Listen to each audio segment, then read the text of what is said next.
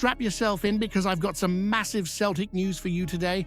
From Brendan Rodgers laying down the law behind closed doors to a transfer twist where we've jumped the queue for a 10-goal winger, and then the biggest bombshell of the lot, a former Rangers man taking a pop at Calmac. You don't want to miss this one because the last story is the most explosive of all. Stick with me till the very end. Massive thanks to you for helping us smash 500 subscribers, but that's just the start. With more than 2,000 views on every story, if you hit subscribe right now, we'll fly past 1,500 subscribers, all backing the Celtic. Let's prove once again that our support is miles beyond anything the Rangers could ever muster. We have 6 news a day to keep you updated with the mighty Celtic. Hit that subscribe button and be part of it. Let me paint you the picture of what's been happening behind closed doors at Lennoxtown this week. Calmac has let slip a wee glimpse of what Brendan Rodgers has been drilling into the squad ahead of Rugby Park. And I'll tell you this, it wasn't just a polite wee team talk, and it was Brendan laying down the law, chucking the gauntlet right at the players' feet. According to Calmac, the gaffer stood up in front of the lads and basically said, "Enough of the dithering, let's get back to what makes Celtic, Celtic. Fast football, relentless pressing, the kind of running that makes the opposition's legs turn to jelly. That's the DNA from his first spell, and he wants it back. No excuses." Now, don't get me wrong, we're still sitting top of the Premiership, but let's be honest, the performances haven't exactly been lighting up paradise, have they? A lack of freshness in the squad, a few heads maybe still not in the right place after that shambles of a transfer window. But Brendan's hungry. Calmac swears he can see it in his eyes. He wants this team snapping, snarling, and steamrolling again. And the timing couldn't be bigger. Calmac himself said the next 4 or 5 weeks could define the season. Start strong, go on a wee run, and suddenly it's all alive again. That's the plan. But let's not kid ourselves. Rodgers has some real man management to do as well.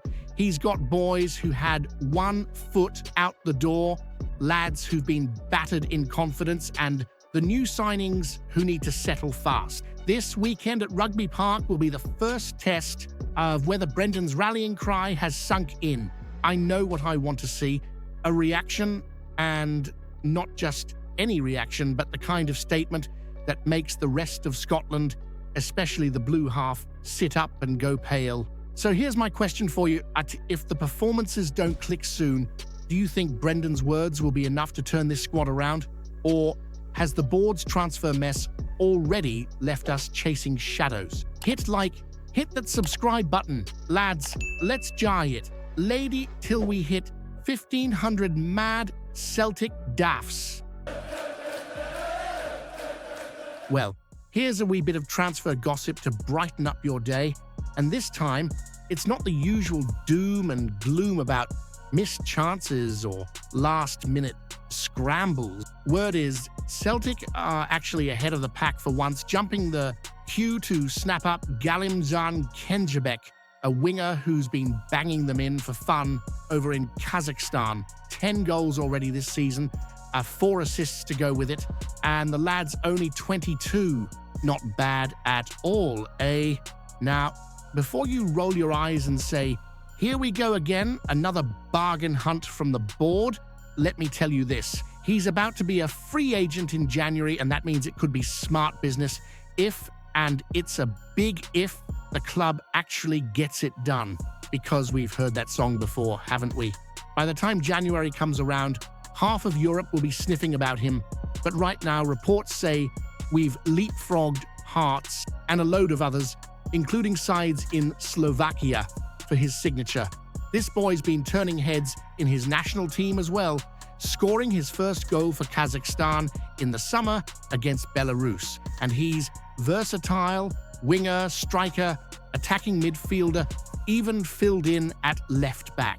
You know how much Brendan loves a player who can cover 3 positions. When the board refuses to buy him the 2 he actually asked for, the scouts say they're impressed. The board's pretending to be ambitious and the timing is set perfectly for January. But let's be real. Are you convinced the same lot who bungled the summer window will suddenly grow a backbone and pull this deal off?